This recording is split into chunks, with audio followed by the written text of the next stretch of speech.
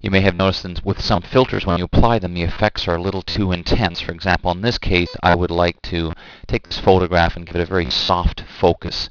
And I could try using the Gaussian blur filter, but even at its lowest settings, what I'm getting is kind of out of focus as opposed to that nice dreamy, soft kind of focus. So it's a very simple technique to use, but it's so powerful because you can use it for so many things. And it starts off by duplicating the background layer. So as you've seen, if you've watched these movies before, Command or Control J duplicates the background layer very quickly.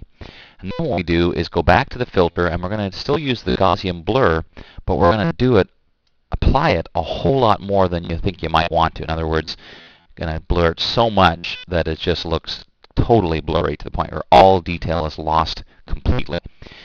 Now, in order to get that nice soft, dreamy Vaseline on the lens kind of look, all we have to do is lower the opacity of the blurry layer so the sharp layer starts to come through. Look at that nice effect we're getting as a result. Now, if you want to, you can also play around with some of the different blend modes. For example, overlay might give you a slightly different effect. Darken, each one will give you just a slightly different effect, sometimes actually changing the impact of the filter completely. So basically the overall concept is very simple. Duplicate the background layer, apply the filter, and then lower the opacity or change the blending mode. Let's try a different one. Duplicate the background layer. Try a filter, which if you've ever tried, you'll agree that it's pretty bizarre because there's no options. It just does find edges. Looks pretty ugly, frankly.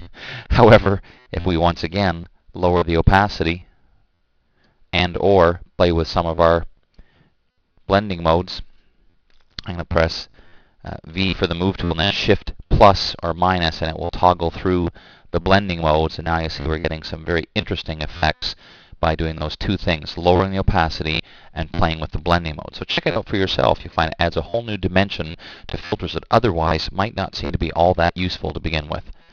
I'm Dave Cross. I hope you enjoyed this little tip, and please enjoy your summer. I know I will. See you next time.